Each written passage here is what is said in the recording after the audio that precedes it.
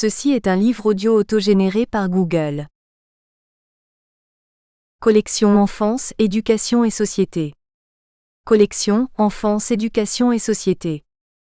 Cette collection regroupe des études et essais concernant l'enfance au travers d'approches multiples. Études universitaires et essais issus du monde de l'éducation ou du secteur du travail social, ces travaux ont en commun la même préoccupation: apporter un éclairage diversifié sur un domaine essentiel de l'univers des sciences humaines. Déjà paru. Jean-Luc Sochaki, La scolarité des enfants d'immigrés polonais. Société métallurgique de Normandie et Société des mines de Soumont, 1919 à 1939, 2020. Sophie Morlet-Dire, Le numérique à l'école primaire, analyse des effets conjoints sur les élèves et les enseignants, 2020. Yannick Brun-Picard, Transdisciplinarité, mettre en pratique dans les réalités éducatives, 2019. Yannick Brun-Picard, Quand l'objet induit la méthode, conceptualisation des interfaces sociétales d'investigation conjoncturelle, 2019. Yannick Brun-Picard, Le dialogue en éducation et en enseignement. Trajection proactive au cœur d'une interface communicationnelle sociétale, 2019. Yannick Brun-Picard, La carte conceptuelle en éducation, pluralité des cheminements d'une conceptualisation, 2018. Yannick Brun-Picard, Positionner des jalons éducatifs sociétaux, 2018. Yannick Brun-Picard, L'exemplarité en éducation. La reconnaître, l'accepter, la valoriser, la diffuser, 2018. Anaïs Barthélémy-Chaudoir, L'enfant à l'école et la psychologue, analyse et vignette clinique de 30 ans de pratique, 2018. Yannick Brun-Picard, Interface sociétale d'émulation intergénérationnelle, réalité produite par l'enseignement, l'éducation, la formation et l'instruction, 2017. Philippe Eberly, Olivier Molini et Maria Pagoni-Indir, La participation des élèves, effet de mode ou nécessité, 2017. Patrice Gall, Réussir l'école inclusive grâce au partenariat entre les parents, l'éducation nationale et les structures médico-sociales. L'exemple de la scolarisation de collégiens sourds ou malentendants, 2017. Claire Grand, Prendre en charge les troubles d'apprentissage, Petit guide pour les enseignants, 2017. Préface.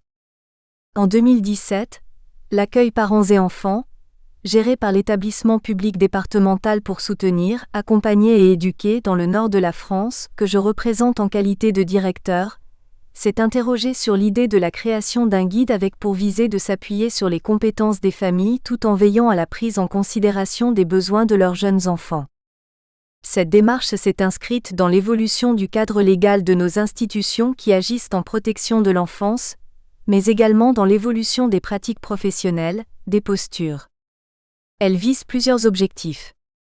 Recueillir les expériences d'évaluation et d'accompagnement, déjà réalisées au niveau international. Adapter et créer un guide conforme au cadre légal français, qui puisse accompagner la pratique des professionnels et respecter les valeurs humanistes qui nous éclairent. Valoriser les connaissances et les compétences développées par les professionnels, afin de développer une pratique innovante au service des enfants et des familles. S'inscrire dans une démarche qualité, et permettre aux professionnels volontaires d'apporter leur expertise au service d'un projet commun. La loi du 2 janvier 2002 rénovant l'action sociale et médico-sociale a notamment interrogé la place faite aux parents et à leurs enfants dans le système de la protection de l'enfance. Elle s'appuyait notamment sur le rapport de Claude Roméo, 2001, consacré à l'évolution des relations parents-enfants professionnelles. C'est pourquoi l'accueil parents et enfants s'est efforcé de développer un guide pour l'accompagnement partagé de l'enfant et de sa famille, afin de mieux répondre à ses orientations, et à la difficulté de s'appuyer sur un outil existant adapté pour la prime enfance et dans l'accompagnement de la parentalité. En effet, les nouvelles pratiques tendent au respect des droits des familles dans les accompagnements socio-éducatifs et conduisent à développer un outil partenarial, interactif d'évaluation, de collaboration et d'alliance. Ce travail auprès des jeunes enfants et de leurs parents revêt un caractère sensible au regard de l'âge précoce où se constituent les bases de la personnalité, à travers la pertinence des réponses que l'enfant reçoit quant à ses besoins primaires. L'interrogation qui s'invite dans cet ouvrage, s'inscrit dans la complexité pour les acteurs quant à l'évaluation de la petite enfance car peu d'outils existent alors que la loi de 2007 puis celle de 2016, avec leur changement de paradigme, renforcent l'évaluation en protection de l'enfance et la conduisent vers une dimension pluridisciplinaire et participative des personnes accueillies. Cette nouvelle orientation modifie les pratiques professionnelles et nécessite de développer de nouvelles méthodes d'accompagnement. Le guide proposé ci-après a pour objectif de soutenir la transformation des pratiques du travail social vers davantage de collaboration, mais également d'aider à créer un support commun d'évaluation et d'accompagnement des situations familiales. Les concepts d'empowerment, d'autodétermination et surtout celui de pouvoir d'agir ont imprégné la réflexion parce que, pour nous, le pouvoir d'agir exprime un processus dynamique et interactif entre la personne et son environnement. C'est ce qui semble correspondre le mieux à la complexité de l'empowerment, car il évoque à la fois l'autodétermination individuelle et la mobilisation des ressources du réseau de proximité. En effet, nos institutions amènent les parents à devenir de plus en plus acteurs pour ce qui concerne leur vie, celle de leurs enfants et dans leurs interactions. Pour les professionnels, la prise en charge socio-éducative devient un accompagnement socio-éducatif. Le guide a la volonté de s'inscrire également dans le respect de l'importance dans l'éducation des 1000 premiers jours de l'enfant. En effet, les progrès scientifiques, issus de plusieurs champs de recherche, légitiment un investissement le plus précoce possible dans cette période importante de la vie de tout être humain et il est indispensable d'accompagner au mieux les parents pour répondre de manière adaptée aux besoins de leurs enfants. Il nous est apparu au fil du temps que la pratique du guide conduit à des évolutions du management des établissements médico-sociaux. C'est l'ensemble de la chaîne décisionnelle, de la place de chacun, cadre, professionnel, personne accompagnée qui s'en trouve modifiée. La construction de nouveaux modes d'accompagnement transforme également les postures professionnelles, les interventions, les stratégies et engage nos institutions vers une transformation de leur organisation, de leur management et du circuit de la décision. Ainsi, la direction d'établissement basée jusqu'alors sur un mode vertical de la prescription et du contrôle est revisitée au profit du développement du pouvoir d'agir des professionnels, de leur responsabilisation et d'une plus grande autonomie dans une dynamique d'intelligence collective. Cette évolution du management institutionnel est également en corrélation avec la transformation des modes d'accompagnement des personnes avec ici aussi une logique de pouvoir d'agir et des parcours personnalisés qui nécessitent d'inscrire les professionnels dans une modification de leurs pratiques, de leur rôle, dorénavant inscrit dans une proactivité, une nouvelle posture qui invite à l'humilité, la conviction et l'implication dans la stratégie managériale de l'institution. Créer un guide pour l'accompagnement partagé de l'enfant et de sa famille s'inscrit dans l'évolution des institutions, mais présente des réserves qui amènent à tenter, à ajuster, à modifier, à rechercher de nouvelles modalités d'organisation et d'accompagnement. Ce nouvel outil nous fait oser, nous rend prêts à bousculer nos habitudes, à passer à l'action par une évolution institutionnelle et de nos modes d'accompagnement. Cette recherche, ce projet n'ont été possibles que grâce à l'investissement des professionnels et l'engagement des familles. Thierry Fontaine, directeur de l'accueil parents et enfants. Paul Flade, directeur général de l'EPDSAE. Introduction. L'intérêt donné aux soins et à l'éducation de l'enfant au sein de sa famille tient une place prépondérante essentielle dans toute la société. Si on en croit le sociologue Émile Durkheim, la famille est un groupe qui embrasse la totalité de l'existence, rien ne lui échappe, tout y retentit. C'est une miniature de la société politique. Pour Lévi-Strauss, structuraliste, la famille est le lieu symbolique où se construisent les rapports sociaux. C'est une construction sociale qui désigne à la fois les individus liés par le sang et l'alliance tout comme l'institution qui régit ces liens. Ces deux citations retenues parmi bien d'autres montrent, quel que soit leur type d'organisation, selon les époques, l'importance que les familles tiennent dans l'éducation et la transmission des normes et valeurs sociales chez l'enfant. On ne peut donc approcher les questions posées aux travailleurs sociaux par les familles accueillies au sein d'un établissement chargé de la protection de l'enfance, sans tenir compte de la multiplicité de leurs modes d'organisation anthropologique et historique jusqu'aux caractéristiques des familles contemporaines rencontrées dans l'exercice professionnel. Cela est rendu d'autant plus nécessaire depuis le changement de paradigme des politiques de protection de l'enfance. Traditionnellement, la protection de l'enfant a été pensée par la nécessité d'éloignement d'avec sa mauvaise famille, en le plaçant en institution ou en famille d'accueil. Actuellement, au regard de nombreuses études que nous présenterons ultérieurement, on considère que la meilleure solution pour l'enfant est le maintien dans sa famille et son milieu naturel s'il n'est pas en danger. C'est cette évolution importante qui est traduite dans les lois du 4 mars 2007 et du 14 mars 2016 relatives à la protection de l'enfance. Elle demande à ce que les parents et les familles deviennent de véritables partenaires qui sont appelés à construire et conduire le projet éducatif conçu pour leur enfant en partenariat avec les travailleurs sociaux. Ces nouvelles orientations, qui engagent le maintien du lien parental dans le cas de l'enfant confié à l'aide sociale à l'enfance, conduisent les acteurs du champ socio-éducatif à être confrontés à de nouveaux enjeux, à modifier leur représentation, à bâtir de nouvelles méthodologies et démarches professionnelles. Dès lors, des questions pratiques se posent aux professionnels. Pourquoi maintenir le lien parent-enfant ? Jusqu'où est-ce possible ? Comment évaluer les compétences et capacités des parents à éduquer leur enfant ? Comment pouvoir regagner la confiance des parents bien souvent méfiants face aux travailleurs sociaux ? Comment comprendre la relation et construire avec eux un projet d'avenir partagé pour leur enfant ? Comment le mettre en œuvre avec eux ? Quelles sont les théories et concepts les mieux adaptés à cette nouvelle orientation ?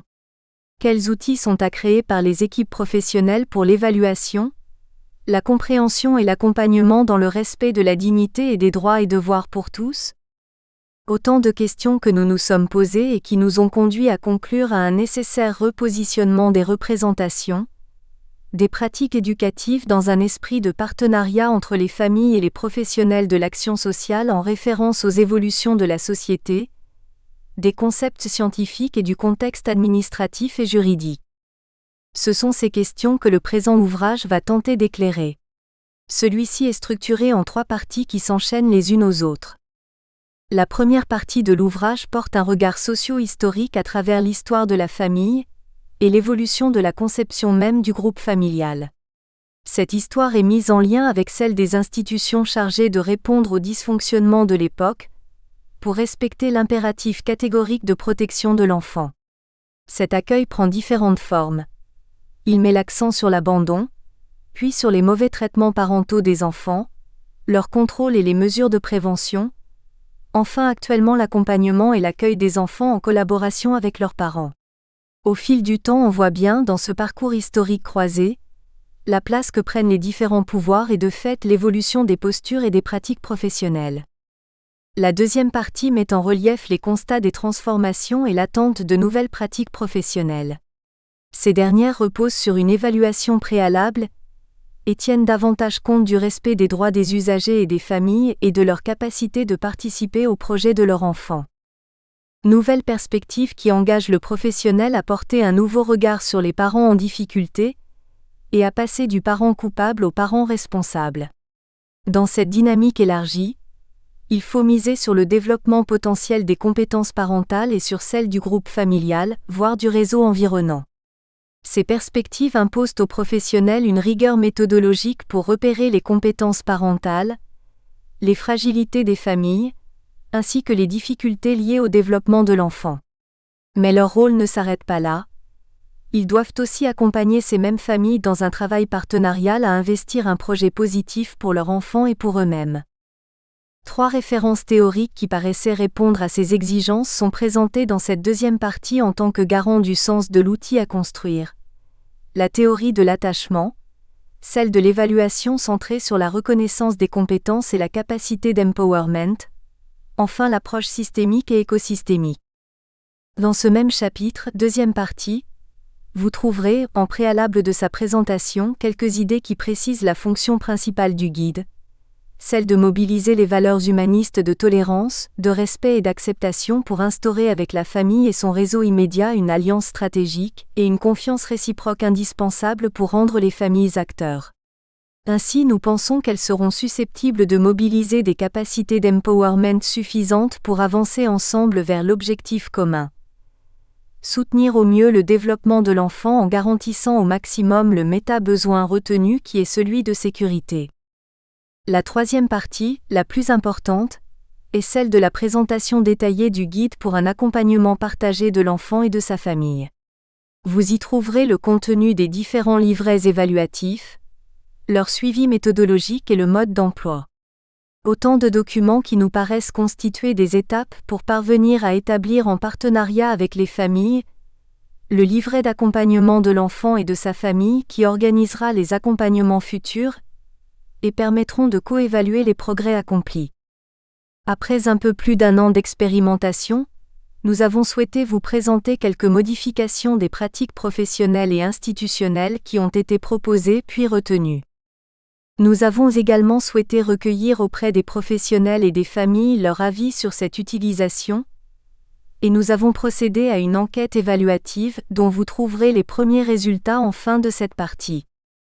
Ce livre se veut informatif et pédagogique. Il est avant tout destiné aux professionnels et aux familles partenaires du secteur social et médico-social, aux responsables départementaux de l'aide sociale, aux étudiants en sciences humaines et à toute personne intéressée par les modalités d'accompagnement familiaux actuelles respectueux de l'enfant, de sa famille et des acteurs du secteur social. Nous vous en souhaitons bonne lecture. Partie 1. Un regard SOCIOHISTORIQUE préalable nécessaire. Chapitre 1. Histoire de la famille. Lieu refuge, lieu d'apprentissage, lieu de socialisation, lieu de conflit, lieu de lien indissoluble, la famille est une institution séculaire et quasi universelle. André Burguière. La famille est pour Lévi-Strauss une construction sociale et un lieu symbolique où se construisent les rapports sociaux. Elle est l'expression d'un compromis entre la culture et l'exigence biologique de la reproduction. Chaque époque a connu ce cercle restreint de sociabilité que constitue la famille, mais ces organisations de filiation et ces variétés terminologiques de parenté s'inscrivent dans un contexte historique, culturel, économique et social. Elles sont marquées par des survivances coutumières et traditionnelles. On ne peut comprendre l'évolution de la politique de protection de l'enfance que comme réponse aux carences des familles.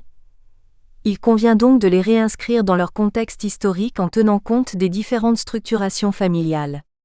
Il nous paraît alors nécessaire d'appréhender dans un premier temps le concept de famille dans une perspective historique et d'approcher ses contours, ses structurations et ses évolutions. Dans toutes les sociétés, on peut retrouver une différence établie entre union légale, juridiquement sanctionnée, et union libre, avec un passage ritualisé d'un État à l'autre. Ces modalités de répartition diffèrent selon les sociétés, mais quelles que soient ces formes, tout mariage s'accompagne d'un contrat d'entretien mutuel. Celui-ci répond à des considérations d'ordre économique. Le mariage fonde une répartition sexuelle des tâches qui a pour effet de rendre l'un et l'autre sexe interdépendants. Pour survivre, il faut s'associer. Le rite du mariage, ou ce qui lui ressemble dans les sociétés primitives, réglemente également les échanges sexuels. Il est le lieu propre de la procréation et de l'éducation des enfants. Or, c'est bien en instituant la prohibition universelle de l'inceste, qui implique l'échange de partenaires matrimoniaux et réglemente les rapports sexuels, que la société a pu naître et se perpétuer. Sans cela, l'humanité aurait été constituée d'une suite de groupes consanguins clos sur eux-mêmes, hostiles aux groupes voisins puisque n'ayant entre eux que des rapports de violence dont les femmes auraient été les enjeux. Le mariage trouve donc sa légitimation en ce qu'il met en relation des groupes, et constitue ainsi un facteur d'ouverture essentiel à la survie de la société.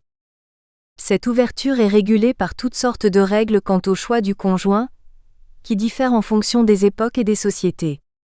La famille remplit ainsi deux fonctions qui peuvent au premier abord sembler antagonistes. Au niveau horizontal, une fonction d'ouverture, d'alliance avec la famille du partenaire de la belle-fille du beau-fils, ce qui étend le groupe familial, renforcé par les dots et autres présents de mariage, et au niveau vertical une fonction de transmission, de préservation, en s'assurant une descendance et en léguant à un ou des héritiers un patrimoine, on soutient la cohésion du groupe familial. La famille existe pour assurer la continuité de la société de génération en génération, et dans le même temps, c'est la famille qui permet l'existence de la société. Il n'y aurait pas de société sans famille, Mais il n'y aurait pas non plus de famille s'il n'y avait pas de société. Lévi-Strauss. 1. Horde, tribu, clan, la famille dans les sociétés primitives. Peut-on parler de cellules familiales à la préhistoire? Les ethnologues répondent différemment à cette question. Pour les premiers théoriciens du courant évolutionniste, et notamment Morgan 1887, une promiscuité primitive prédomine dans les temps les plus reculés, le commerce sexuel sans entrave, dont l'absence de règles n'empêche pas des unions individuelles temporaires. Puis, des formes différentes de familles apparaissent. Elles évoluent de la famille consanguine où règne la promiscuité entre frères et sœurs jusqu'au mariage monogame du monde moderne. Ces théories ont depuis lors été unanimement rejetées, car les recherches archéologiques montrent que l'évolution des structures familiales ne s'est pas faite de manière aussi linéaire. Selon l'époque, la situation géographique, la culture ou les ressources, des formes familiales différentes ont coexisté. Mais il revient à ces théoriciens d'avoir souligné l'influence de la société sur la forme et la structure de la famille. C'est en effet le développement de techniques qui, en modifiant les fonctionnements sociétaux, sont à l'origine des évolutions de la structure familiale. Selon Gordon Childe, au Paléolithique, l'économie reposant principalement sur la chasse, la cueillette et parfois la pêche, les hommes doivent œuvrer en commun. Il postule donc pour l'existence, en plus de la famille conjugale, une forme d'organisation sociale de type horde ou clan. D'autres travaux montrent que dans les sociétés primitives, le groupe domestique est instable, que les humains se regroupent une partie de l'année sous forme de familles tribales élargies, possiblement polygames. Mais pendant les saisons où la nourriture est plus rare, ils se séparent en unités claniques plus limitées, de structure quasi nucléaire, parents et enfants, plutôt monogames. Emmanuel Todd, 2011, émet ainsi l'hypothèse selon laquelle les premières sociétés humaines sont initialement constituées de membres liés les uns aux autres de façon très souple, en fonction des contraintes qu'ils rencontrent en termes de ressources. Pour Wolfgang Hack, W. Schmidt et l'école d'ethnographie historique, le groupe familial clanique, monogame existait et définissait déjà l'humanité primitive. Ces hypothèses se sont trouvées illustrées en 2005 avec la découverte en Allemagne d'une tombe contenant les restes de 4 humains, identifiés par ADN comme étant le père, la mère et leurs 2 enfants. Pour les archéologues, cette tombe serait la plus ancienne preuve de l'existence d'une famille nucléaire. En étudiant les liens génétiques entre les 2 adultes et les enfants, enterrés ensemble, nous avons établi la plus ancienne preuve génétique de l'existence d'une cellule familiale. Nous étions en présence d'une famille préhistorique d'Europe centrale, et cette unité dans la mort laisse supposer une unité dans la vie. Cependant, cela n'établit pas formellement que ce type de famille était un modèle universel de mode de vie des communautés humaines. Wolfgang Hack, à la différence des théories anciennes, comme celle de Morgan, qui font de la famille monogame l'aboutissement de l'évolution, la tendance générale chez les anthropologues est donc d'admettre que la vie de famille, au sens d'une union plus ou moins durable mais toujours socialement approuvée d'un homme et d'une femme pour procréer et élever des enfants, serait présente dans tous les types de sociétés. Mais il suffit de citer l'exemple des Nayars, population indienne chez qui le mari ne joue guère de rôle, sinon celui de visiteur occasionnel d'une femme, ou celui de peuples australiens, prêtant leurs femmes sans accorder d'importance à la paternité physiologique, pour réaliser la grande diversité des structures familiales. Bien que la famille conjugale semble très présente lorsqu'on parcourt le répertoire immense des sociétés humaines, on voit qu'elle affiche une solution moyenne, un certain état d'équilibre entre des formules possibles et que d'autres sociétés ont effectivement préféré. Selon André Burguière, la structure familiale complexe ou élargie et la structure nucléaire ne sont pas des stades successifs de l'évolution de la famille, mais des types familiaux qui ont chacun trouvé leurs aires de prédilection en Europe. La vision d'une famille à la structure large et complexe qui serait passée à une structure nucléaire à mesure que la croissance de l'État, l'urbanisation et l'industrialisation la dépossédaient de ses principaux rôles et pouvoirs, est fausse. L'équation société rurale traditionnelle égale famille élargie et société industrielle égale famille nucléaire est fausse. 2. Le groupe domestique au temps de la Mésopotamie et de l'Égypte antique. L'évolution de la famille au cours des millénaires paléolithiques ne peut qu'être l'objet d'hypothèses, seule une approche génétique nous permet de dire que la première famille était déjà insérée dans une société et était déjà déterminée par certaines contraintes. Ce n'est qu'à partir de périodes plus récentes, 4000, qu'on retrouve des sépultures collectives et une linguistique qui permettent de mieux comprendre les structures familiales qui y ont existé. Or, celles-ci sont déjà remarquablement complexes. Elles présentent un niveau d'organisation qui n'a pu qu'être atteint à la suite d'une longue et lente évolution. Ainsi, du temps des Babyloniens, la famille était patriarcale et reposait sur la puissance paternelle. Le père était chef de tribu chez les nomades et chef de famille à Babylone. La famille classique semble avoir été généralement monogame et se réunissait autour du père, avec la mère et les enfants non mariés. Cependant, il existait également des familles étendues, lorsqu'après son mariage, un fils restait dans la maison paternelle et formait, avec ses frères et sœurs célibataires, une famille souche. Ce type de groupe domestique pouvait aussi prendre la forme d'une association de frères mariés, maison de frères, selon la traduction du mot sumérien. Dans la société de l'Égypte antique, il n'existe pas de terme pour désigner le mariage, ce qui est également le cas dans d'autres langues anciennes, et aucune cérémonie publique ou religieuse n'y préside. Il est manifesté par l'emménagement de la femme au logis du conjoint, et le terme compagne de cohabitation est synonyme d'épouse. Des contrats sont passés parfois postérieurement, notamment entre l'époux et le beau-père qui donne sa fille pour femme. Dans un univers où règne une institution pharaonique omniprésente, incarnant les dieux, la conformité sociale et les croyances sont assez fortes pour qu'il n'y ait pas besoin d'un arsenal de lois. Les impératifs économiques ne constituent pas le fondement du mariage égyptien, les avoirs étant trop limités pour susciter des stratégies d'alliance entre les familles. L'enjeu du mariage est donc totalement focalisé sur l'assurance d'une descendance, gardienne de la mémoire familiale. L'amour semble avoir été au cœur des motivations présidentes au choix des époux, car il est un thème abondamment développé dans les textes égyptiens. 3. Le pouvoir absolu du pater familia, dans l'Antiquité. Dans la Grèce antique, selon les descriptions d'Aristote, la famille a une place très importante. Elle est la molécule de base de la cité et est structurellement indispensable à son existence. Toute cité se compose de familles. La cellule de base de la famille, l'oikos pour maisonnée, désigne les liens qui unissent un mari à sa femme, un père à ses enfants et un maître à ses esclaves. À Athènes, pour être citoyen, il faut être issu d'une double ascendance citoyenne, c'est-à-dire que le père et la mère soient tous deux citoyens athéniens, et qu'ils soient liés par un mariage légitime. Les membres de la famille sont sous l'autorité totale du père qui a droit de vie et de mort sur eux.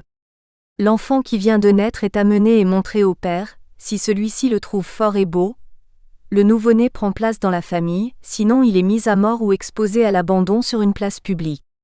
Les enfants présentant des handicaps physiques sont ainsi rejetés. Platon propose qu'ils soient cachés et dérobés au regard et Aristote renchérit. La loi devra défendre d'élever aucun enfant qui apporterait en naissant quelque difformité ou imperfection corporelle. Chez les Romains, la structuration patriarcale est au départ identique à celle des Grecs. Au début de la République, le pater familia, père de famille en latin, règne dans sa famille comme César sur Rome. C'est le patria potestas, le pouvoir paternel qui lui donne droit de vie ou de mort sur sa femme, ses fils, ses filles, belles-filles et esclaves. En ce qui concerne les enfants porteurs de handicap, la tradition est tout aussi cruelle qu'au temps de la Grèce antique. Le père tue immédiatement l'enfant qui est difforme, loi des 12 tables. Lorsque l'enfant est pris dans ses bras par le père, c'est qu'il l'accepte et le reconnaît. Il élève ainsi l'enfant au sens propre comme au figuré, en le hissant au rang des êtres reconnus. Cette conception de la puissance paternelle, un temps ébranlée par les valeurs révolutionnaires, sera réinstaurée pleinement par le Code civil napoléonien.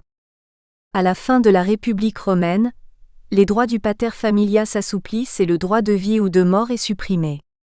La femme, surtout dans les classes supérieures, prend une place de plus en plus importante, elle bénéficie de plus de respect, sa place évolue vers un rôle social de partage auprès de son époux. L'organisation familiale se présente alors globalement sous deux formes principales. La famille patriarcale nucléaire, élargie aux collatéraux, la gens romana, et les personnes qui vivent sous le même toit, l'agna. André Burguière voit dans cette famille nucléaire l'influence du christianisme dans l'Empire romain. Car l'institution familiale, créé par Dieu sur le modèle biblique de la Sainte Famille. Le Père, le Fils, le Saint-Esprit sert de modèle pour l'Église qui cherche à l'imposer. Pourtant, ce même récit biblique montre que, vécues par les humains, les histoires de famille sont pour le moins complexes. La toute première cellule familiale, Adam, Ève et leurs enfants, est marquée par le meurtre d'Abel, et la Bible est truffée d'exemples de familles complexes et recomposées. Abraham poussé dans les bras de sa servante pour s'assurer une descendance, Moïse abandonné au bord du Nil, puis fils turbulent de sa famille adoptive, David qui commet l'adultère, Lot et ses filles qui commettent l'inceste. 4. La référence au modèle religieux de la Sainte Famille, au Moyen Âge. Avec l'essor de la chrétienté en Occident, et particulièrement en France, l'Église catholique impose un modèle familial fondé sur le mariage, dont l'archétype est celui de la Sainte Famille. La pénétration d'une législation du mariage chrétien est notamment concomitante avec l'affirmation du pouvoir des Carolingiens, autour du 8e siècle. À cette époque, un système de droit matrimonial admettait la coexistence de plusieurs formes d'union et se trouvait ainsi incompatible avec le principe de base romain d'un mariage légitime, créateur d'un lien unique et indissoluble. Le pape Adrien Ier, en remettant un corpus officiel de référence à Charlemagne en 774, donne ainsi un modèle normatif pour définir le mariage légitime. Y sont bannies toutes les déviances, adultère, mariage incestueux, relations non légitimes. Cette mise en ordre de la pratique matrimoniale rejoint un projet plus vaste d'encadrement moral de la société, du baptême aux funérailles. L'Église transforme le mariage qui était une affaire de famille et de lignée en un sacrement qui doit être célébré dans un lieu saint, une église, une chapelle, etc.